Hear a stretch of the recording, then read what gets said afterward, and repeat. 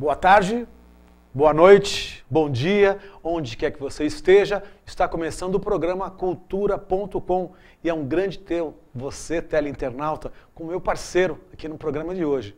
A semana passada eu trouxe a Lisete Negreiro, que deu um show aqui, deu uma aula de teatro e que foi demais e que nós estamos com a entrevista dela no Facebook. Hoje eu trouxe para vocês um colega já de muito tempo, um atorzaço, né?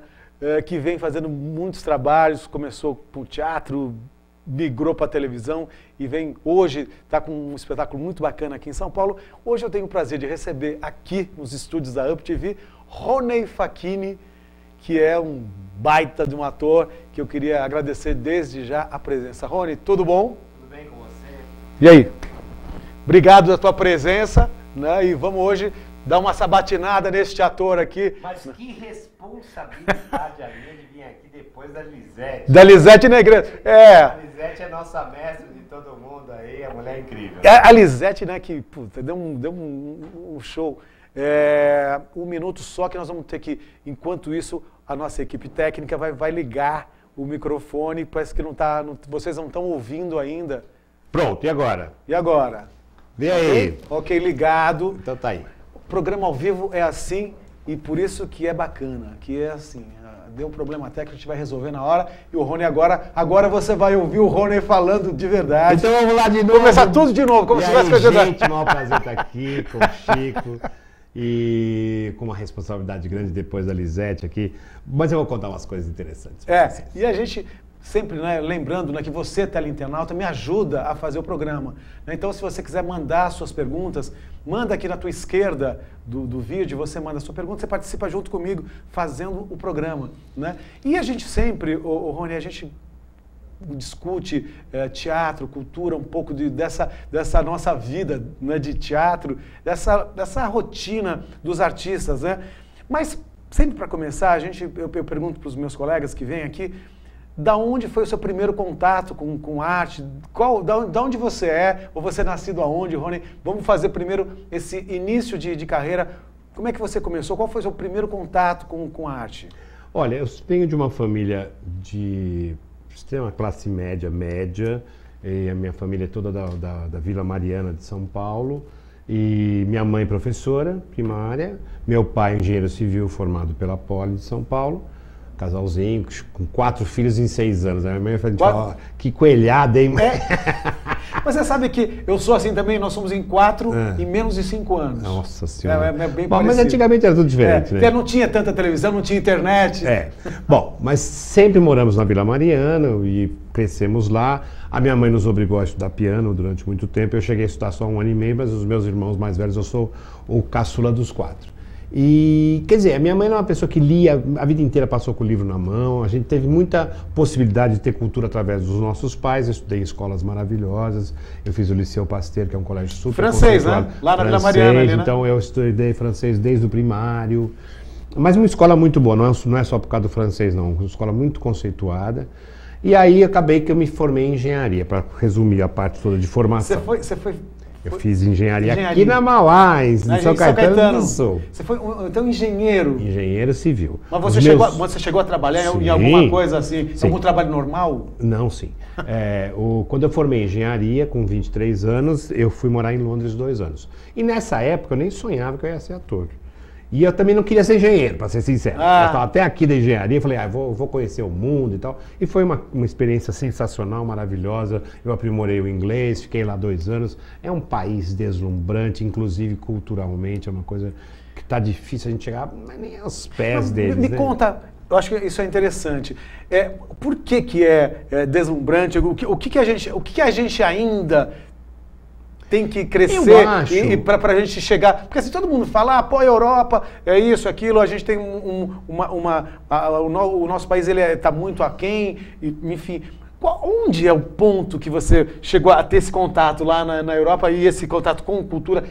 Aonde é que dá esse choque? Eles já estiveram, muito como nós estamos agora, não até em condições muito piores, porque o nosso país tem possibilidades como nenhum outro tem, né? Nós somos um país território, eu sou um país continente, aliás, e com uma natureza que facilita isso, né? Sim. Se você pegar a própria Austrália, que é um país do tamanho do Brasil, também tropical, mas muito mais de 3/4 da Austrália é deserto. Nós temos uma parte de chão seco, temos o nossa caatinga, o nosso Nordeste que às vezes fica castigado, mas a natureza brasileira, assim, enfia um treco no chão, a coisa Nasce, né? Então, assim, nós temos uma possibilidade, uma facilidade de natureza, temos recursos hidráulicos maravilhosos e tudo mais. O que acontece é o seguinte... Nada como um engenheiro, né? Falando, não, mas é né? verdade. Nada como um engenheiro aqui na sala, né? Você pensar que eles também já tiveram nessa situação de ter um povo ignorante e tal, não sei o quê, que não vai à escola, porque hoje em dia, 2014, se você pensar a porcentagem que nós ainda temos de pessoas que não sabem ler e escrever neste país é uma vergonha tão grande... Se não me engano, é 10% é um pouquinho mais. Mas é uma vergonha tão grande que é inadmissível, que deveria ser obrigatório, assim como é obrigatório votar, deveria ser obrigatório que a pessoa, para votar, soubesse ler e escrever. Então, portanto, tinha que primeiro fazer com que a pessoa soubesse ler e escrever, para depois obrigar a votar. Ter educação, né? Não, assim, mas é o mínimo a pessoa saber que ela assina o nome dela e ela se chama tal, ela mora nessa cidade e ela sabe escrever o nome da cidade dela. Bom, isso é uma situação inacreditável em 2014 neste país. Sim, eu acho também uma vergonha. Eles já estiveram assim. Eles já foram, assim, a Inglaterra, todos os países que hoje em dia são uma potência, ou média potência, são países que passaram por isso. O que acontece? Onde eles foram eliminar esta característica? Na cultura, na informação do povo. Que uma vez com bons governantes, com gente que acreditou, e no próprio povo sabendo votar e botar o seu governante, que acredita lá. Que, aliás, é uma coisa muito interessante, você já está falando, né? Nós já estamos aproximando das eleições. Meu povo, atenção na hora de votar, né? Não vota por causa de uma caneta, não vota por causa de uma cesta básica, né? Quer dizer, eu acho que esse é um dos pontos que o Ney já está, que o Ney está falando dentro dessa história, né? Que uma coisa que é muito comum, né? A democracia, graças a Deus, e é isso abre essa possibilidade. Que nós haveremos de viver lá durante muito tempo, até acharmos um regime que seja melhor, não sei qual seria, hoje em dia não existe. Ela tem os seus pedágios e tem os seus pesares. Sim, mas você está falando de Londres. E onde você... Não, o que eu digo é o seguinte, o que eles fizeram? Durante muito tempo eles demoraram até chegar em ter governo decente, que em primeiro lugar, o que faz com o imposto que arrecada? Põe em moradia, saúde pública e educação, né? Porque são as três coisas que todo mundo está pedindo, pelo amor de Deus, para a gente melhorar. Nós melhoramos economicamente a partir do Fernando Henrique Cardoso, demos um salto econômico que ele fez um governo de 8 anos bonito, é um presidente que eu respeito, acho só que se eu pudesse um dia encontrar com ele e dar um abraço nesse homem e falar por que você não mexeu na educação do mesmo jeito que você mexeu na nossa economia, sendo você um sociólogo e professor de faculdade. Sim. E aí ele foi seguido por um homem que todo mundo acredita e que eu não sei, eu estou duvidando agora, que ia fazer uma coisa ainda melhor, porque vem do povo, vem do nosso ABC, nasceu aqui em São Bernardo, é operário, mas eu acho que ele está distante do povo. Essa é a minha crença, eu não tenho vergonha nenhuma de falar isso. Votei muitas vezes, não votei nele para presidente, nem na Dilma. Mas eu acho que não é isso. Era petista há muito tempo atrás. Mas quando o governante se distancia do povo e não é dando dinheiro, para quem precisa de dinheiro, porque dinheiro é a pior coisa que você pode pôr na mão de uma pessoa. Você aleja, né? Se você se distancia do seu povo, você não está sendo um bom governante. E é isto que está acontecendo neste exato momento. Tem sonhos lá em cima que estão muito distantes da nossa realidade aqui embaixo. Bom, mas isso não é novidade para ninguém. Porém, assim, ao você viver, por exemplo, em Londres, você é proibido de ser um morador de rua. Se você estiver morando na rua, passa um carro do governo, te cata e te leva para um dos milhares de albergues decentes que eles têm. E se você voltar lá, e você voltar para aquele lugar e for dormir lá, você é multado. E você pode ser até expulso da própria cidade de Londres. Ou seja, a dignidade é exigida desde que eu te dou condição para você ser digno. De comer, tomar banho, dormir num lugar que tem um cobertor quente e tomar pelo menos 3 refeições que o governo vai te dar. É lindo, por exemplo, uma outra coisa, você é cidadão a vida inteira, você pagou lá os seus impostos, você teve uma moradia num lugar decente, que nunca faltou luz, água, nada. Quando você fica velho e sozinho, talvez o seu parente já morreu ou mora num outro país, é muito comum na Europa, né? As pessoas de idade ficam sozinhas. e moram nas suas casinhas, então o governo vai levar lá a sua alimentação diariamente, passa aquele carrinho vermelho do governo indo entregar as 3 refeições para o senhor idoso. Quer dizer, a gente tem um outro olhar, um respeito, né, que aqui a gente Mas foi precisa... construído durante muito tempo, porque assim também, pensa a história deles. Quando nós fomos descobertos, os negros já estavam fazendo cagada há muito tempo. Perdão, estavam fazendo bobagem há muito tempo, certo? Então, assim, eles têm muito mais tempo para aprender do que nós estamos tendo. Sim, nós somos muito jovens. 500 anos. E até uma outra coisa, né? Nós tivemos... Eu estava... vendo há pouco tempo atrás a minissérie Quinto dos Infernos. Cara, então uma minissérie mostra exatamente como foi a nossa colonização portuguesa, e aí vem assim, a escória de Portugal vem pra cá, e aí assim, usam e abusam. Mas isso foi em todos os cantos, né? Sabia? Porque a escória dos ingleses foi para a Austrália e para os Estados Unidos. Era sempre assim. Você expulsava quem? Você expulsava o presidiário, o cara que já deu falcatrua, os próprios piratas de toda a navegação, franceses, ingleses, todo mundo que ia para morar para aquele... Porque que eles pensavam desses continentes, gente? Que não tinha nada, né? Que não então tinha... eles expulsavam as pessoas para ir morar. Então, nesse ponto, nós não somos privilegiados e nem não privilegiados. Quem ia para esses outros continentes era sempre a escória da sociedade. Entendeu? E a gente vai indo, né? A gente tem... bom, hoje o programa já começou quente, né? Porque tem aquela primeira introdução, mas não teve essa introdução, já foi pro Pega. Já foi no Pega. Já foi pro Pega. Mas nós vamos falar do nosso teatro, vamos falar da nossa televisão. Ele é de teatro, ele não está se candidatando a nada. O Rony, ele é ator, viu, gente? Sou engenheiro. Engenheiro. E depois ator. Inclusive você que está chegando agora, hoje eu estou entrevistando o Rony Facchini, que já começou... na chaleira quente aqui. Botando a boca no trombone. Né? Eu achei muito bom. Porque aqui é assim mesmo, né? Aqui a gente tem conteúdo, vamos buscar conteúdo no que a gente tem aqui hoje com os nossos convidados. Rony, e aí? Você foi para Londres, e aí aonde você cisma, se você era um engenheiro, foi para Londres, e aonde é que rola a história? Antes de eu ir morar em Londres, com 23 anos, eu frequentei muito teatro. Eu ia muito ao teatro, que nisso é uma coisa que eu tenho que defender. Aliás, do lado da sua casa tem uma escola que tem um teatro, que uma escola pública, que tem um teatro muito legal ali na Vila Mariana. Na Vila Mariana? Tem uma... João Caetano. João Caetano. Sim, eu frequentei muito João Caetano, que ainda é um teatro muito ativo, acabou de ter lá... Bom, é ocupado o ano inteiro, o Teatro da Prefeitura, mas teve a apresentação do Ricardo III, do Shakespeare, que inclusive o ator principal, Chico Carvalho, ganhou o prêmio Shell deste ano, pela interpretação dele, uma coisa bombástica, de linda.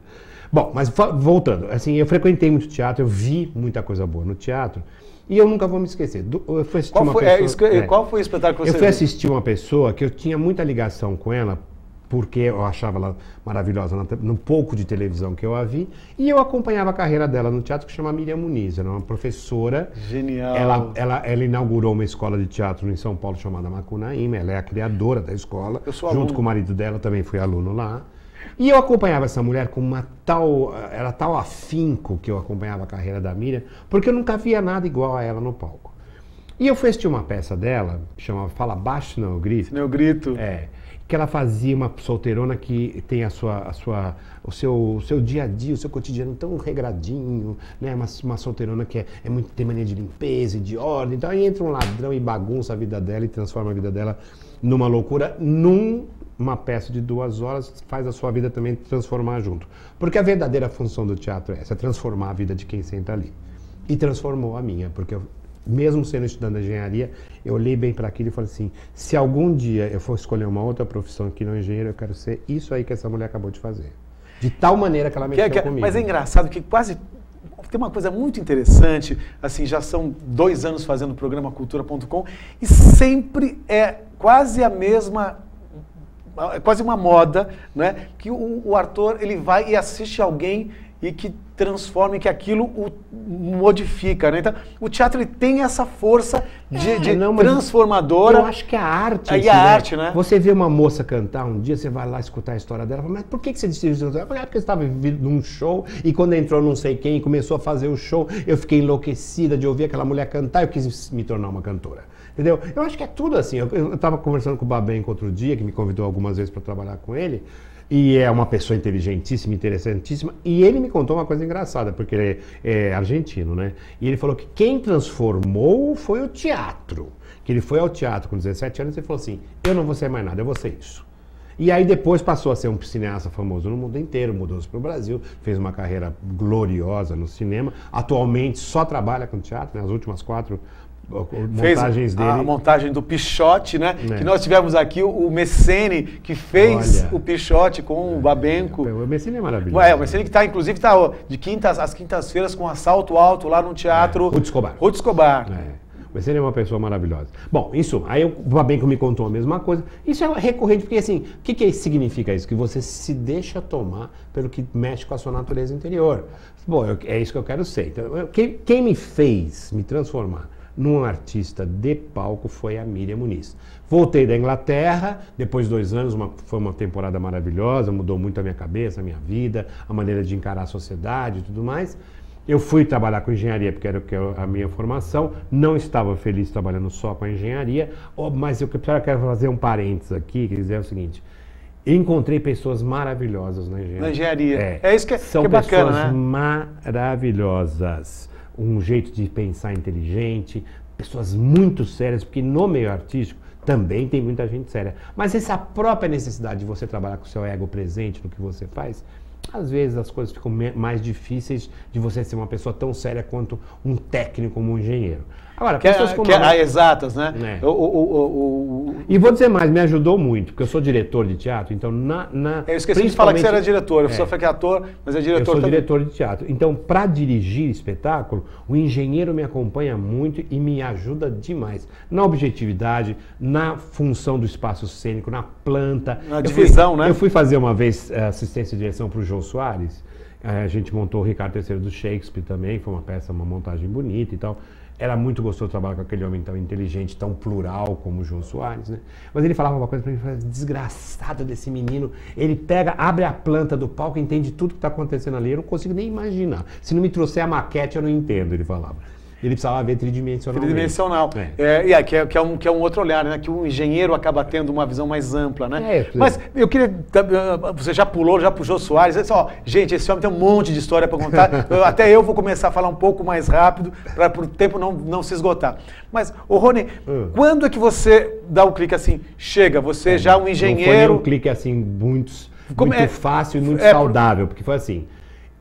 Eu falava assim, eu voltei da Inglaterra. Porque não é simples, né? Não, eu voltei da Inglaterra, comecei a trabalhar só com engenharia civil de obra, que não é fácil, é pesado. E eu me sentindo infeliz, me sentindo uma pessoa não plena por dentro. Falava, eu não vou poder fazer só isso na minha vida, não é possível. E eu tive uma certa crise existencial profunda, entrei em depressão. E falei, eu vou ter que procurar uma coisa que complemente o meu engenheiro. Só isso não tá suficiente para mim. Através de uma ajuda terapêutica, uma vez uma pessoa muito capaz, ele me chegou a me cutucar e falar, mas então você vai buscar o quê? E eu lembrei desse dia do teatro. Do teatro. E eu falei para ele, eu acho que eu tenho esse sonho de ser um artista do palco. Ele falou, mas você está esperando o quê? E você tinha quantos anos? Eu tinha 24. Jovem, né? Jovem ainda. Mas aí, assim, eu procurei uma formação com a Miriam Muniz, fui atrás dela na escola Macunaíma, ela já não estava mais, tinha passado a parte dela para o marido. Teve um outro ator que teve aqui, que foi o Walter Carriel, que trabalhou muito tempo com a Miriam Muniz. É verdade. Você conhece o Walter? Eu conheço. Então, abraço, Walter. A Miriam não estava mais lá, eu mesmo assim fiz os 2 primeiros semestres da escola, é uma boa escola, é uma escola muito séria, muito Você fez lá na... Eu fiz ainda na Lopes Chaves, lá no Pacaembu ali, né? Eu cheguei a fazer quando era já nos Campos Elíseos. Não, eu fui anterior a isso. E aí, mesmo assim, eu perguntei para as pessoas se elas tinham contato da Miriam, onde ela estava. A Miriam estava dando aula de teatro numa escola de dança chamada Ruth Rachu. E eu procurei a Miriam, comecei a me envolver artisticamente com ela. Foi uma coisa do outro mundo, essa mulher mexeu com a minha vida, a minha cabeça se tornou não só minha mestra de teatro, como minha mestra de vida. E a partir daí eu não parei mais. Fiz teatro amador e em seguida eu estreiei profissionalmente. E qual foi o teu primeiro espetáculo? Meu primeiro espetáculo, quando ela falou assim pra mim, a gente fazia o curso com ela, depois de um ano de curso, um dia ela falou assim pra mim, chega, você não vai mais estudar. você vai subir no palco e você vai fazer teatro amador, o que você quiser, mas você não pode mais ficar se baseando no estudo. Você tem que ter público para te ver, instantaneamente. E aí eu fui buscar um pessoal que era um grupo maravilhoso aqui de São Paulo, que quem coordenava era o Naum Alves de Souza, chamado Podminoga. Podminoga, que era com a Mira Flávio de Souza, Carlinhos Moreno, e na época tinha o Tacos e toda a turma que trabalhava com o Naum Alves de Souza. O Tacos, o filho do Dionísio Azevedo, grande Tacos, a Tatiana. Eles também trabalhavam... Aliás, foi um grupo que fez muito sucesso. Então, assim, por isso que eu fui procurá-los. Quando eu vi o que eles faziam no palco... Era muito legal. E não me despertou essa coisa que a Miriam despertou, mas despertou uma outra coisa. Eu falei, eu nunca vi tanta gente criativa. Eles eram... aliás, que é uma característica sua, né? De comediante, né? Eram comediantes muito engraçados, mas né? com humor inteligente, muito elaborado, e eles todos artistas plásticos. Então, a plasticidade do grupo, que também vinha do Naum Alves de Souza, que é um dos maiores cenógrafos que esse país já existe, um dos maiores dramaturgos. Muito bom. O Naum é um artista completo, assim, se a gente morasse no Canadá, ou em algum país onde a cultura fizesse com que alguém se torne Sir, né? O Naum estaria. O Naum, né? O Naum era uma coisa divina. E foi a cabeça inicial do Podminoga. Depois eles tomaram a liberdade de começar a fazer células independentes, como é normal em todo grupo, é sempre assim. O Flávio, casado com a Mira, e o Carlinhos se juntaram, continuaram mais alguns trabalhos, e aí nós fomos fazer uma outra peça que era um texto do Flávio de Souza, que fiz o curso dele, e tinha um curso sábado para atores amadores, me viu e falou, você quer fazer uma peça profissional? Eu te convido. Foi uma coragem dele, apostou muito em mim, eu devo muito para o Flávio nesse sentido, e a gente estreou uma peça que ficou um ano em cartaz. Qual foi? Parênteses entre parênteses. Parênteses entre parênteses. E era uma coisa muito louca, o teatro você nunca sabe nada dele quando você está montando, né? Porque essa peça era baseada na vida real de uma amiga nossa, que morava do lado do Flávio, e contou a história para ele. Ele falou, vou transformar isso numa peça. Primeiro ele falou assim, vamos fazer uma peça juvenil. Eu falei, o que é teatro juvenil? Juvenil. Ninguém sabe o que é teatro. Não, é uma peça que não é nem infantil, porque as crianças talvez não vão entender bem do que nós vamos estar falando, mas também tem um jogo tão engraçado, tem uma dinâmica e tem um assunto que eu acho que é para adolescentes. Aí todo mundo falou, tá bom, vamos fazer. Vamos fazer às 6 da tarde. Eu falei, não existe, esse horário não existe. Mas vamos tentar. Então, começamos a ensaiar a festa para ser a primeira peça juvenil. E conforme a gente ensaiava, a peça foi ficando engraçada, interessante, cada vez com mais picardinha em cima do texto. Ele falou, não, chega, vamos parar com essa bobagem de peça juvenil. Vamos fazer peça adulta mesmo. Bom, então já tínhamos decidido que ia ser um espetáculo adulto. E aí, inicialmente, a peça chamava Menina Bola, porque conta a história de um pai e uma mãe que só tem uma filha, e ela tem 11 anos, eles se separam como célula de casal, e a menina fica um jogo entre eles. Aliás, que é interessante, né, que se você contar essa história, sei lá, 20 anos, 30 anos atrás, era uma coisa, hoje é uma coisa que é super comum, né? É super comum, mas o que não é comum, o que não mudou nada é o jogo que os pais fazem com os seus próprios filhos. Com os filhos, né? Que é antigamente, essa barganha, né? Esse puxa-puxa, né? Filho de um pai separado, na minha época de infância, eu tenho 60 anos já, era uma coisa muito traumática, né? Muito traumático. Você ser filho de pai desquitado na época, né? Hoje em dia tem divórcio no Brasil e tudo mais, mas o jogo que o pai faz, os jogos que os pais fazem ainda com os seus filhos quando eles se separam, não mudou nada. A peça seria atualíssima. Atualíssima, porque hoje a criança está sendo usada como uma forma de barganha, né? Sempre foi. E aí assim, o pai pega, pela ausência ele dá um monte de presente, e aí cria-se uma ilusão, aí a mãe tenta fazer também o seu lado, essa troca de carinho que acabam acontecendo e, enfim, é muito interessante, né? Mas o que eu acho que é muito perigoso também, assim, é que infelizmente, como você tem muita confiança nesse amor de pai para o filho e de filho para o pai, você acaba usando para outras coisas também. Mandar recado, né, para outro cônjuge. Sim, ficar sabendo da vida do outro. Tal. Muitas funções, né, de que as crianças não deveriam passar. É isso que eu ia falar exatamente isso, né? A criança, ultimamente, ela está sendo um pouco usada nesse sentido e muita gente fazendo esse tipo de jogo com a criança. Não faz isso com a criança, né? Porque pô, a criança é um material bruto que a gente vai moldando, né? Enfim. Não pode. Tem que ter muito cuidado, né? Com o que você fala para o seu filho, no sentido não do amor que você tem por ele e da formação que você quer dar para ele, mas do que você envolve nos seus próprios jogos. Aí eu acho que o adulto tem que ser muito consciente de que tem que deixar a criança de lado mesmo. Bom, o Rony, ele pulou tudo aqui, eu não estou conseguindo fazer o roteiro, porque eu tenho um roteiro que eu faço de todos os convidados, eu faço um roteiro, eu não estou conseguindo seguir o roteiro com ele, porque ele vai pulando de tudo. Não, ele já chegou na parte profissional dele, já pulou lá pro Não, mas sabe o que eu acho? Mas eu acho muito legal isso. E aí, assim, obrigado, porque já tem um monte de pergunta aqui. Daqui a pouco, quando ele deixar eu falar, eu começo a ler as tuas perguntas. Ele não me deixa falar. Não deixa. Azar seu que me convidou. Me convidou. Não, o Rony está com um monte de trabalho aqui, que a gente vai falar também no decorrer aqui, de antemão, né? Qual o trabalho que você está fazendo agora, para o pessoal já ir pesquisando aí no Facebook, qual é o espetáculo que você está... Olha, eu faço teatro há 31 anos e eu, graças a Deus, estou sendo convidado pelo Chico para fazer esse programa hoje em dia, porque assim, eu fiz 2 ou 3 grandes sucessos no teatro.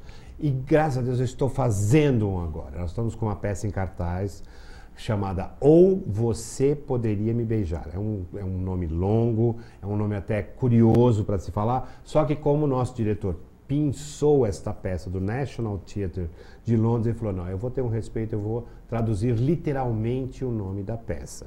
Ou Você Poderia Me Beijar. É uma peça que está em cartaz no Teatro NET, que é Núcleo Experimental de Teatro, na rua Barra Funda, 637, um teatro novinho em folha, uma teteia de sala de espetáculo, Quantos com lugares? Estacionamento, tem 60 lugares apenas. Pequenininho.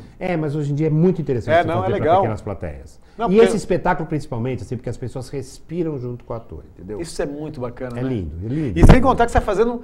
Este rapaz aqui... Rapaz, hein? Ele está fazendo uma teia... Né? Hoje, depois daquele programa famosíssimo, que eu não vou falar aqui o nome daquele programa, não fala. Famosíssimo, após aquele programa famosíssimo, inteligentíssimo Da TV brasileira. da TV brasileira, nós temos A Teia, Uma né? minissérie, Uma minissérie da Globo que foi escrita pelo Braulio Mantovani e Cacau Couto, que são 2 grandes roteiristas do cinema brasileiro. O Braulio, Tropa de Elite 1 e 2 e Cidade de Deus, do Fernando Meirelles. Então, estamos falando aí talvez dos 3 mais famosos filmes brasileiros da última década, junto com outro que é a mulher dele que escreveu, que é Os Filhos de Francisco. Então, Nossa, um que casal de roteiristas que se que é juntam na maravilhoso, vida né? particular, acabaram de ter uma menininha, tem que uma bacana. filhinha, linda. A gente podia ver se a gente consegue trazer Por favor. para cá, né? Só... Você vai, ele fala mais que eu. Ah, Cuidado, Não, né? então não sei se eu Não, chamar. traz o Braulio que você vai gostar. O Braulio já está convidado. Então faz o seguinte, traz a Carol fala bem. Fala menos. Fala Não, aí é menos. difícil, eu não ia falar Eu não bobagem. deixo ela falar.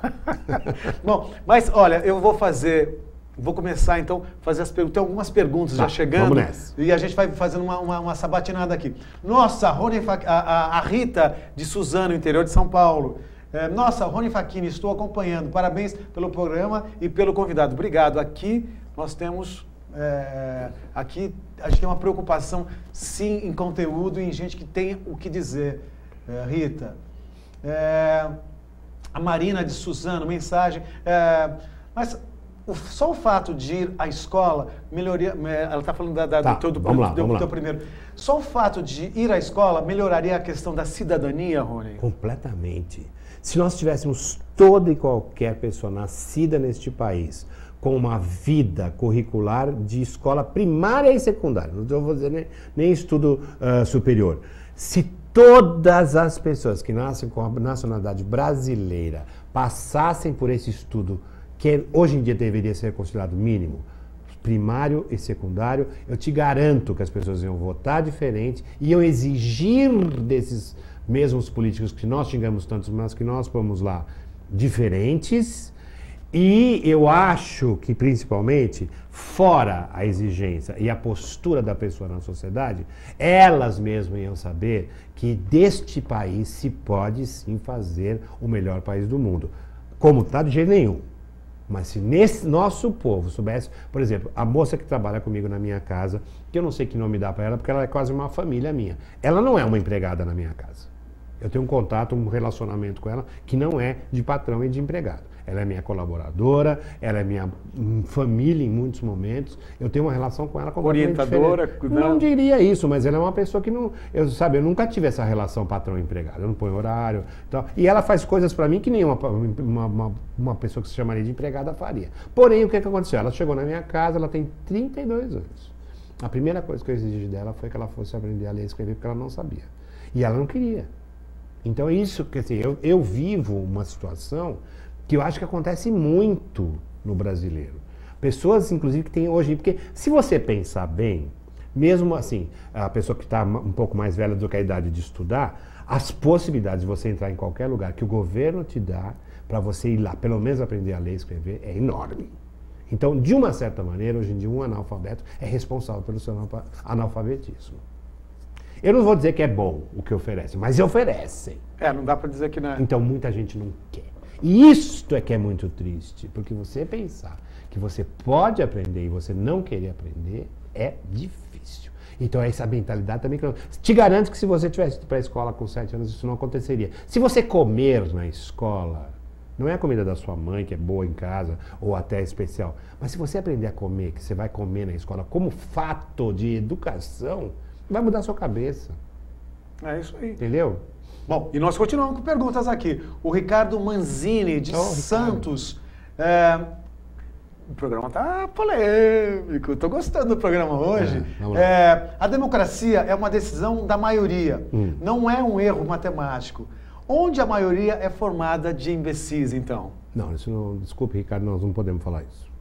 Você não pode dizer que a maioria é formada de imbecis. Nós não podemos falar isso. O que nós temos que falar é o seguinte: a democracia é um sistema que se estabelece politicamente através de uma reforma política. Nós já tivemos uma ditadura aqui há muito pouco tempo, perigosíssimo, e ainda se fala disso hoje em dia, graças a Deus. Nós não vamos deixar essa palhaçada acontecer de novo de jeito nenhum. Porém, assim, qualquer regime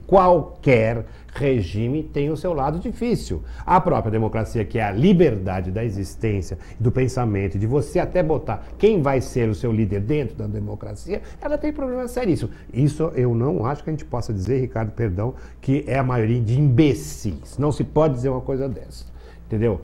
Eu acho que assim, o que você tem na democracia é que uma pessoa que escolhe, por exemplo, não quero nem aprender a ler e escrever, e tem direito a voto, o direito dessa pessoa a voto é igual ao seu, que passou por 20 e tantos anos de educação. Eu não acho que o meu direito a voto tem que ser maior que o da moça que trabalha da minha casa. Porém, a gente teria que eliminar essa separação.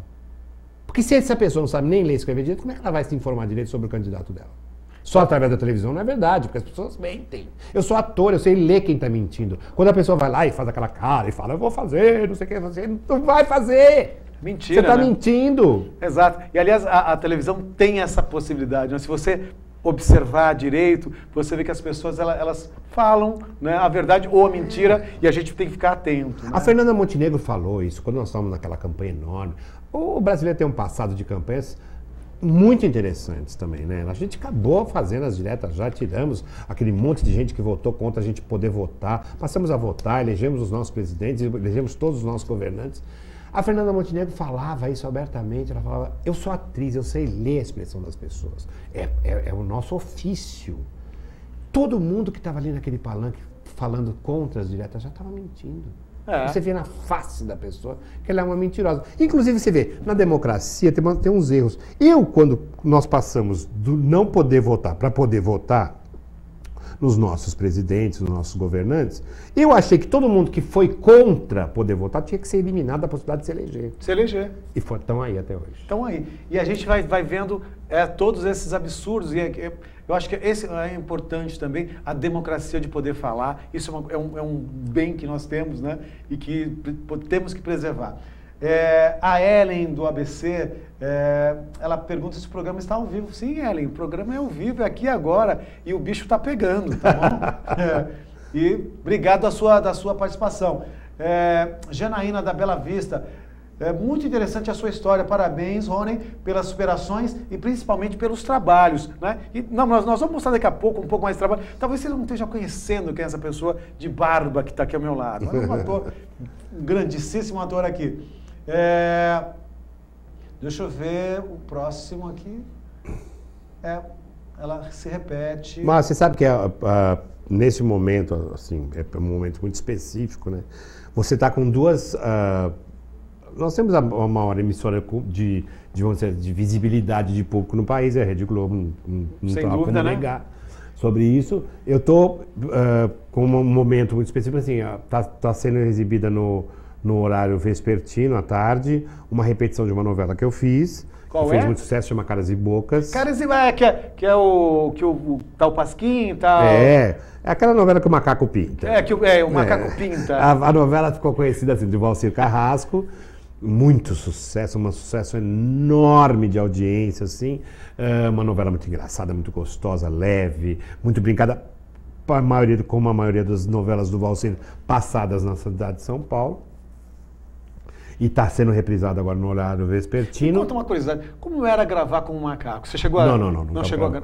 O macaco era mais bem tratado que qualquer ator da novela. Qualquer, não estou falando de mim, não. Porque, inclusive, no programa da semana passada, com a Lisete, nós tivemos em São Paulo aqui um problema de um espetáculo que tinha um cavalo. Não, mas aquilo é bobagem. E aí assim, foi um fuá... Aquilo é o que se chama de overdose de cuidado. De cuidados, né? O cavalo estava sendo super bem tratado, não se mexia com o cavalo no espetáculo. Ele não era forçado a nada. Então, a partir daí, entre esse cavalo estar localizado dentro de um palco ou numa cocheira onde ele é bem cuidado, é igual.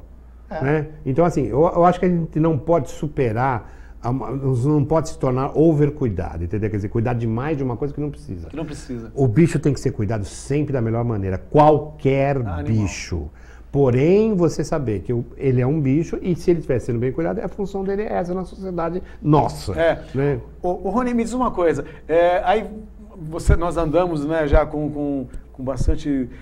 Você vai para o Podminoga. Quando é que você começa o teu primeiro contato? Porque este moço aqui também fez o X-Tudo, né? Não, fiz Rá-Tim-Bum. Rá-Tim-Bum. Você que é dos anos 70, 80, lembra do Rá-Tim-Bum. Então esse era o papai da família Rá-Tim-Bum. Que é o Fernando Meirelles foi o diretor do Rá-Tim-Bum, o Karl Hamburger e o Flávio de Souza escreveram. O Karl Hamburger já era? Então, porque assim, quando acabou o Rá-Tim-Bum foi um programa, é muito interessante trabalhar... João Vitor fazia com vocês, não é? Fazia comigo, O Rá-Tim-Bum, trabalhar na Fundação Padre Anchieta, na TV Cultura, é muito interessante. É pena que eles produzam tão pouca programação, porque é completamente diferente o ritmo. Então, por exemplo, o Rá-Tim-Bum, a gente fez todos os programas, ficou pronto toda a série de 100 e poucos programas. Depois que eles foram assistir, porque tinha toda uma orientação pedagógica o programa, e mexeu-se depois para que aquela sequência de programas trouxesse... Tanto é que é o seguinte, ele foi premiado em todos os festivais de programa infantil do mundo. Ele ganhou como o melhor programa. E até hoje, nós estamos no ar com o Rá-Tim-Bum há 20 anos. Não, volta e meia, acho que tem a TV Rá-Tim-Bum, que é que tem. E aí, em seguida, eles fizeram uma coisa tão linda quanto, que é o Castelo Rá-Tim-Bum, que aí já tem uma outra temática, né? Eles fecharam no mundo da fantasia e tal, com orientação pedagógica também, com um recado para criança. Agora, eu acho que nunca foi feito no Brasil, nem em nenhum outro canal, uma programação infantil de tanta qualidade. Né? Inclusive nós tivemos o Pascoal aqui que falou do seu personagem, o Doutor Abobrinha, né? Que aliás Pascoal, um abraço, eu sei que você passou uma pendenga essa semana aí. Enfim, né? A tal da violência, né, urbana, né? E ao chegar, ele foi assaltado e o assaltante pediu as coisas dele. Quando perguntou para ele o que ele fazia, ele falou, eu sou o Doutor Abobrinha do Castelo Rá-Tim-Bum. Aí ele falou assim, me desculpa, o senhor tem muito que trabalhar ainda, o senhor tem que divertir muita criança ainda, devolveu tudo pro Pascoal. É verdade. Graças a Deus deu tudo certo. E o Pascoal se livrou de um assalto por causa do Doutor Abobrinha. Pascoal, um grande abraço, tamo junto, tá bom? Mas Desculpa, eu acabei interrompendo. Então, depois que eu estreiei como profissional junto ao Pó de Minoga, com a Cristina Mutarelli também, a Yara Janra, que fazia aquele papel fabuloso no Rá-Tim-Bum, a Nina, né? E aí vem toda uma turma de atores assim coligados, a Helena Fonseca, que fazia... Lili Fonseca, que era... Bom, assim, vira uma turmona, não só quem estava na peça. E a partir daí você é convidado para fazer os próximos espetáculos. Eu trabalhei com o Zé Posse Neto fazendo um Bernardo Shaw Santa Joana. Aí fizemos um grande sucesso no teatro, aí já por outros profissionais mais velhos que eu, assim, Renato Borg, Jandira Martini, o Otton Bastos, o Antônio Petrin, que é daqui de Santo André. Me convidaram para fazer um clássico chamado Com a Pulga Atrás da Orelha. A gente fez um sucesso. Eu vi esse espetáculo. Que era um vaudeville. É um vaudeville dirigido, né, pelo grande Gianni Rato, que sabia tudo de teatro. Fizemos sucesso, fizemos muito sucesso, ficamos anos em cartaz com a Pulga. E aí eu fui conhecendo, trabalhei com o Cacá Rossetti no Teledeu. Então, assim, eu tive essa possibilidade, essa sorte de ser convidado para todos os melhores grupos que naquela época faziam o Teatro de São Paulo, que era muito diferente. A gente fazia espetáculo de quarta a domingo, 2 sessões no sábado, 2 domingos, isso era sagrado. E muitas vezes, dependendo da peça, a gente fazia matinê de quinta-feira. Rony, uma coisa bem interessante, eu queria te perguntar, enfim, sobre essa questão. Há um tempo atrás, nós fazíamos teatro de terça, tinha caso de terça, domingo, nunca quarta. Fiz, terça nunca fiz. Quarta, domingo. E a gente tinha público sempre, as coisas caminhavam, a gente tinha público, casas lotadas. E hoje a gente vê um público reduzido ao teatro. O que você atribui a esse tipo de coisa? Eu acho o seguinte, o teatro, o que ele é? Ele é uma expressão de um povo, como é a pintura, como é a literatura, como é tudo que é arte. Então, assim, quando você vai lembrar, assim, você pega os livros de história de um país como a Inglaterra, a França, os Estados Unidos, países civilizados e que apostam na cultura, porque o que acontece? A cultura é a cara. Quando povo, você fala assim, qual é a cultura brasileira? O futebol é parte da nossa cultura. Eu acho isso memorável. Porque o povo adora o futebol. O povo faz o seu dia a dia em função Isso é cultura. O nosso esporte, o esporte futebol, faz parte da nossa cultura. Isso não é demérito nenhum. Ou quer não queira, né? Não, o samba faz parte da nossa cultura. A nossa comida faz parte da nossa cultura. A cultura é feita a partir do que o povo faz. Agora, se o povo faz teatro, o povo pinta, o povo faz cinema, o povo faz tudo, faz televisão. Então o que aconteceu foi uma conjuntura assim. O teatro é a mais difícil das artes cênicas, né? Porque existe uma elaboração, existe tudo mais. O que fazia as pessoas irem muito ao teatro? Uma informação que ela só tinha lá. Então, quando você começa a ter muitos veículos de informação que vão te dando uma informação que você não precisa sair de casa e pagar e ver um artista ao vivo e tal, não sei o quê, você já começa a ter uma certa dificuldade em poder fazer aquilo. Não tira a função nem o papel do teatro. Porque muitas vezes eu brinco que assim, o teatro é moderno há muito tempo, nós somos 3D, né?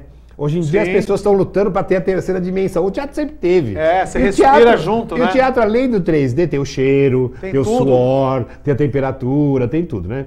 Então, eu acho que tem isso. Isso no mundo inteiro, o teatro sofreu um certo abalo porque entrou mais um veículo de informação que foi a internet. A internet, ela é... Isso abalou em todos os sentidos, mas isso não é Brasil. Agora, o que aconteceu? Nos países de cultura, deu aquele abalo, deu aquela informação, o teatro se uniu à internet, então era um veículo a mais para fazer a propaganda do teatro. E é o que nós estamos fazendo aqui, né? Exatamente. Nós estamos fazendo exatamente esse... Só que você vai aqui na nossa vizinha Argentina, que eu tenho o maior respeito por esse país, que no momento faz um dos melhores cinemas do mundo, o cinema argentino, e você vai lá, que é muito fácil a gente ir lá ver eles. Eles, no momento, coitados, estão numa decadência muito grande. Até muita gente fala da birra com a Argentina. Eu não tenho birra nenhuma com os argentinos. O país é uma delícia. A cidade de Buenos Aires é uma das cidades mais bonitas que eu vi na minha vida. Eu morei em Londres, que é deslumbrante. Mas Buenos Aires é uma cidade muito bonita. É fácil de você ir conhecer essa nossa realidade, porque às vezes é mais perto que em Salvador, né? Eu adoro Salvador, adoro a Bahia, mas de São Paulo para Buenos Aires é a mesma distância. Então, se você tem a oportunidade de um dia ir dar um pulinho aqui nesse nosso país vizinho, para ver como é que eles lidam com as coisas lá, tão próximos da gente, vai lá para você ver. Quarta-feira tem fila no teatro assim, ó. É lógico. O teatro na Argentina tem uma força incrível. No Uruguai, no Chile. Então, Rony, mas muito bem. Mas o que é que deve estar faltando? O que é que, apoio dos governantes. Apoio, né? O que acontece é o seguinte, desculpe, presidente, ex-presidente Lula, mas um dia que o senhor falou que o senhor não gostava de teatro, eu me sinto completamente envergonhado. O senhor tem direito a não gostar, mas não fale uma coisa dessa. Como muita coisa eu não posso falar aqui hoje, porque eu respeito o senhor. O senhor ter falado que não gosta de teatro, para nós é um demérito horrível. Isso indica, inclusive, que o senhor, infelizmente, não teve a formação de poder gostar de teatro. Porque o teatro é o máximo. O teatro muda a vida das pessoas e leva um país para frente, se der certo. Não foi bonito aquilo. Então, se você pensa bem que um presidente que fala mal a própria língua, ele não fala isso diante das pessoas, que ele não gosta do teatro, você acha bom? E isso vem vindo com o quê? Não estou falando só dele, porque ele não era ministro da Cultura, ele não era responsável por nada. Mas os governos não querem saber de que nós façamos que essas crianças que deveriam estar na escola comecem a fazer teatro na escola. Não só ver, a fazer. Mas eu acho que esse trabalho dessa fomentação de teatro para a criança, eu acho que ele vem crescendo este número, né, de grupos de teatro que fazem teatro para a criança e que, de uma forma ou de outra, vai trabalhando para o teatro adulto. Mas está acontecendo um fenômeno agora, eu vou pular um pouquinho de novo, assim, por exemplo, neste momento, coisa de uns 3, 4 anos, o teatro em São Paulo mudou completamente sua característica. E o que aconteceu? O teatro musical, com atores deslumbrantes e uma equipe técnica, a gente nunca soube onde se formou. Porque você vai hoje em dia nos espetáculos musicais, tem cada bailarino, cada ator, cada cantor. Você fala, mas gente, onde formaram essas pessoas aqui nesse país que não tinha a tradição? Então, as pessoas têm gente bicuda que, hoje em dia só faz sucesso musical, que tem 2.000 pessoas. Primeira coisa, tem que se respeitar que o que está sendo feito no Brasil como musical é de primeiríssima muita qualidade, né? Muita qualidade. Que migrou o povo para isso? Migrou. Por quê? Porque é uma diversão de primeira qualidade. Porém, o culpado dos outros não estarem fazendo sucesso não é o teatro musical. Eu acho maravilhoso ter público no teatro musical. O que não poderia perder é o resto perder o seu público. Mas está acontecendo um fenômeno muito interessante. Tem tanto grupo bom em teatro em São Paulo agora. Sim, sem dúvida nenhuma. Que estão fazendo teatro a partir de segunda-feira, que segunda-feira nunca ninguém fez. Não, tem um grupo de teatro fazendo teatro no Minhocão, dentro de um apartamento. Eles fazem uma intervenção cultural. Eu poderia nomear pelo menos uns 10 grupos de teatro de gente muito moça, muito jovem, que inclusive estão nos representando fora nos festivais aí, com espetáculos. Gente, olha, eu tive a oportunidade de viajar, isso é uma coisa que, para público normal de Brasil, eu vi a Nova York algumas vezes, ultimamente, a Londres, a Paris. Não se faz teatro melhor lá fora do que nós fazemos, de jeito nenhum. Existe uma estrutura para se fazer muito melhor. Mas o ator brasileiro, olha, nós temos iluminador da melhor qualidade, cenógrafo, figurinista, tudo. A nossa dramaturgia ainda é a parte mais combalida. Por quê? Porque para escrever... Cai de novo a educação, né? Exatamente. Cai de novo na educação. Bom, nós vamos fazer um pequeno intervalo, mas é um intervalo cultural. Então nós vamos ver um pouquinho das ações do nosso querido Rony Facchini. Vamos lá, Guilherme, solta lá. Antes de soltar... Bom...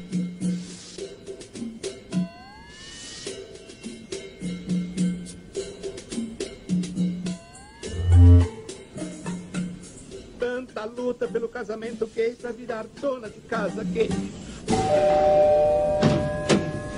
Seu pai tolo, otário, irresponsável. Bichona, trouxa, sem noção. Não precisam disfarçar, eu sei que estão falando mal. Não posso fazer nada.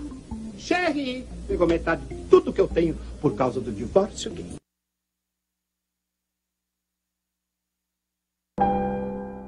Qual dessas duas coisas faz ele não olhar?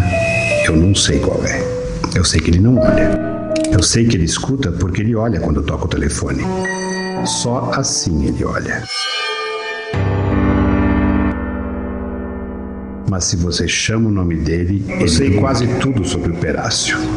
Mas eu não sei se ele não olha porque ele não sabe mais o nome que ele tem ou porque ele nem sabe que tem um nome. Se para você é importante saber isso, eu não posso ajudar. Eu só posso ajudar se isso não for importante para você.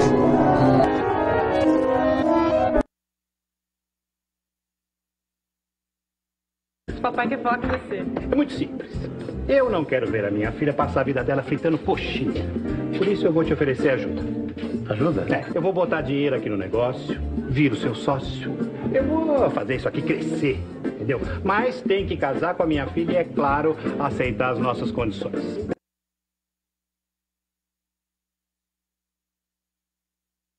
Eu sou Apolônio, muito prazer. Guilherme, o prazer é meu. Meu pai era um ator muito famoso. Vejo pouco televisão. Ele nunca fez televisão. Ele odiava. Faz tempo que não vou ao cinema. Ele também não gostava de cinema. Quando eu fui estudar cinema... Espera um pouquinho, cavalheiro. Como é que seu pai podia ser um ator famoso se ele não fazia nada? Ele era ator de teatro. Coitado. Lembrou? Vem cá, o senhor disse que estudou teatro também. Cinema. Cinema? Eu já fiz papel num filme uma vez. Ah, não tinha. Era de policial mesmo, mas eu estava de uniforme. Eu e mais 5 caras. Nós prendíamos um vagabundo e enchíamos o desgraçado de porrada. Que original. Não, foi horrível. Eu detesto violência desnecessária. Bem, mas se o senhor quiser...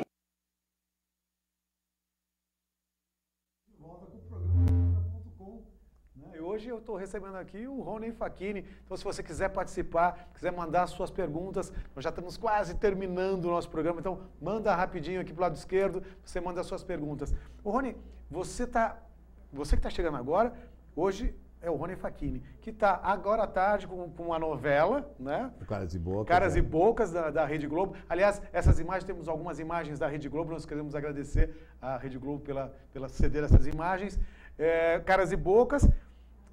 À noite, a teia... Depois das 23 horas... Depois das 23 horas... Cada dia é um pouquinho, horário um pouquinho vacilante aí, mas depois das 23 horas, a teia do Braulio Mantovani da Carol Coccio, que fez um sucesso enorme. E principalmente a teia teve uma coisa muito interessante, porque foi uma combinação entre os próprios autores e a direção da emissora, que não ia ter o elenco de novela.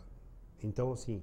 95% do elenco da teia vem do Teatro Paulista, o restante é de teatro carioca, mineiro, baiano e nordestino e do sul do país também. Tem ator de teatro de São Paulo, e não só do teatro, eu digo do teatro porque assim... A maioria, né? Quem não está no eixo Rio-São Paulo e que pode viver da televisão, em geral faz de tudo, faz cinema, faz teatro e o teatro é a sustentação do ator. Então tem pessoas maravilhosas do Brasil inteiro, mas 95% é de atores paulistas, atores maravilhosos, e tem como protagonista o maior ator do cinema brasileiro, que se chama João Miguel, que fez o Estômago. Essa do Estômago é maravilhosa. Esse filme é maravilhoso. Fez o Xingô, fazendo Dos Irmãos Vilas Boas.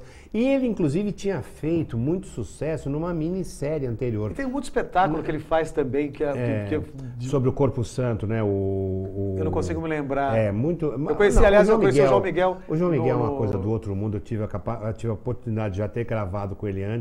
A gente fez uma participação pelas mãos do Hector Babenco no Carandiru pra televisão, não no longa. No longa. E eu fiquei encantado com o trabalho dele, não só com o trabalho, como com a pessoa. O João Miguel é um ser humano deslumbrante. E agora tivemos a oportunidade de fazer a teia juntos. Eu sou o antagonista do personagem dele, então gravamos várias vezes juntos. E então eu posso dizer, olha, em termos de qualidade de produto, a teia top. Então temos até... E outra coisa, e de sexta a domingo, você poderia beijar o nome da peça que eu estou em cartaz. Vou repetir o endereço, Rua Barra Funda 673, Teatro do Núcleo Experimental. Uma casa novinha, uma graça de lugar, tem um café maravilhoso para te recepcionar na bilheteria, na entrada, com quitutes deliciosos, mas sem brincadeira, muito bem cuidado. Atravessando a rua, um estacionamento, muito importante falar isso, muita segurança em volta. Hoje em dia em São Paulo é importante também se falar isso. A Barra Funda é um lugar que está se tornando um novo polo cultural em São Paulo. Que maravilha, que ótimo. Temos o Teatro São Pedro, que é um teatro do final do século XIX, que foi todo restaurado. É perto do... 3 quadras. 3 quadras do... Então, nós temos várias casas noturnas que estão fazendo muito sucesso na Barra Funda, isso também é importante. Que é E bom agora, revitalizar aquele lugar, né? Revitalizar, porque assim, tem uma arquitetura que não foi destruída ali, muito importante. O elenco. E eu não posso deixar de mencionar todos os meus colegas de cena. A direção do espetáculo é do Zé Henrique de Paula, fundador desse grupo que chama Núcleo Experimental de Teatro, direção musical da Fernanda Maia, direção de elenco da Inês Aranha, e nós temos no elenco a Clara Carvalho, que faz todos os papéis femininos, Cláudio Cury, que é o meu parceiro do casal com quem eu faço, é uma história sobre um casal gay da África do Sul, que passa 60 anos juntos e depois termina a história... Não teve um filme, não tem um filme que fala mais ou menos desse caso? Não, desse caso dos dois não. É a primeira. Mas eu queria deixar bem claro aqui que apesar dessa peça narrar essa trajetória deste casal, e que é feito por 3 duplas de atores, eu e o Cláudio Cury, na meia-idade, Marco Antônio Pâmio e Rodrigo Caetano. O Pâmio faz com você? O Pâmio está lá conosco. Manda um grande abraço para o Pâmio. É talvez um dos maiores atores do Teatro Paulista, com todo respeito a todos nós outros. Eu tive o prazer de contracenar com ele lá maravilhoso, um mestre, o Pâmio. Clara Carvalho também, o Cláudio Cury, meu companheiro também, e os jovens Thiago Carreira e Felipe Ramos, que são 2 atores deslumbrantes que estão chegando. Então é uma história contada de um casal, de 2 homens que se conhecem, como isso foi difícil para eles de assumirem que tinham esse amor, só que eles se juntam e ficam 60 anos juntos e não se separam. E aí conta também de por que eles estão se separando depois de 60 anos, que um dos 2 deles está morrendo. Você não vai contar o final, Não, né? não vou contar porque é o seguinte, não tem final sobre isso. Não tem final. A peça não é sobre a morte e também a peça não é sobre o movimento gay. Às vezes perguntam pra gente, pô, mas vocês têm a bandeira do gay na porta? Claro que nós temos a bandeira do gay na porta. O casal da peça é de homossexuais. Mas a peça não fomos nós que escrevemos, foram ingleses que escreveram. A peça narra a história do amor, a história da separação, a dificuldade do movimento também, mas o centro da peça não é sobre o movimento gay. Ela é, mais do que tudo... do relacionamento humano. Do relacionamento, mas principalmente de uma coisa que é linda, que teve até um outro filme, talvez por isso que você esteja falando, que chama Amor, um filme francês, que é assim, quando um casal se dá muito bem, vive muito tempo junto, ele forma uma célula só. Uma célula. Como que faz para rachar essa célula porque um dos 2 morre? Não é só a morte que vem com isso. É muito mais coisa. Sim. Como é que você se despede de um companheiro que você sabe que vai morrer? Como é que é possível para um dos 2 se preparar? Na verdade, a vida é um grande jogo, né? Que a gente tem que saber trabalhar com isso tudo. E o amor é uma coisa muito importante, é um elemento que é muito forte, né? Mas você vê, hoje em dia é muito raro casais ficarem juntos 60 anos. Hoje em dia isso é bem comentado. Eu tenho um primo, né? E que tem uma criança na escola. A maioria dos pais são separados.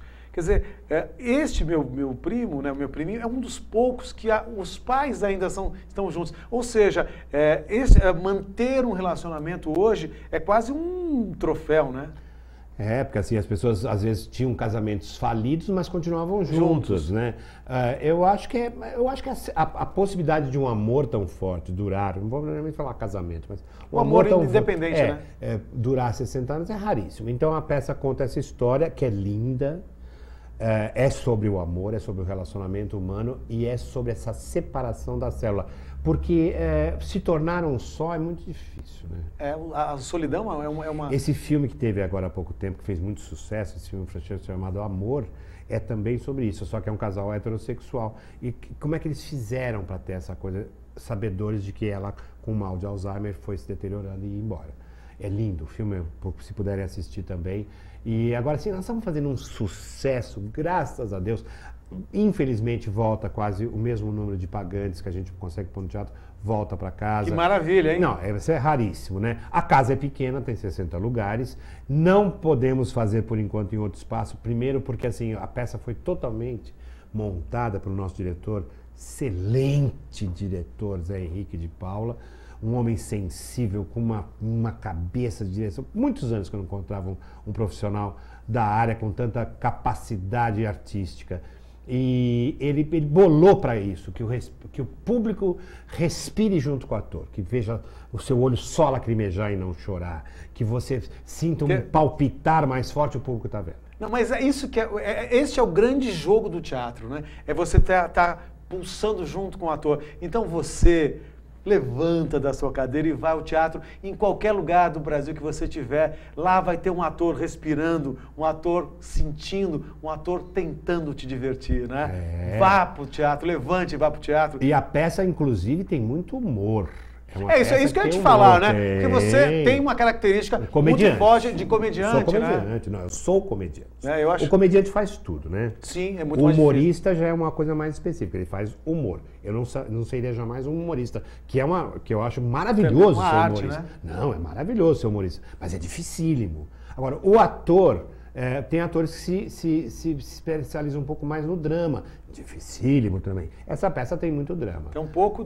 mas o comediante, que é uma expressão, inclusive, que vem mais do teatro italiano e francês, ele é o que consegue basear a sua carreira mais na comédia, porque a comédia fala de tudo. O maior exemplo de todos é o Chaplin. Sim. Aquele homem, alguma vez deixou de fazer alguém rir? E olha o que ele fala nos filmes dele. Não, são todos muito fortes, né? Muito tristes. As mensagens são muito fortes, né? Muito tristes, inclusive. Agora você morre de rir do começo ao fim. Não, é isso aí. Bom, o Guilherme já botou, ele sempre fica me botando freio, esse menino, é uma coisa impressionante. Bom, nós estamos terminando o nosso programa, eu queria te agradecer, Rony. Não, quem vai agradecer sou eu. Eu queria que você fizesse as considerações finais para os nossos internautas. Assim, a gente é amigo há um bom tempo, a gente se vê pouco. Sim. Né? Mas eu sou amigo do Chico há muito tempo, já vi o trabalho dele muitas vezes. Esse espaço que ele está abrindo aqui para a gente sentar numa cadeira e poder falar uma hora, ainda mais uma tagarela que nem eu, que não para de falar, durante uma hora, é uma coisa tão genial da gente poder juntar o que você pensa sobre teatro, na sociedade, com a sua história e poder falar o que você pensa. Isso é a verdadeira democracia. Parabéns, colega. É isso aí. Eu que agradeço, né, a tua presença. Agradeço você que me ajudou a fazer, que me ajudou a sabatinar, que me ajudou a tentar deixar ele parar de falar um pouquinho.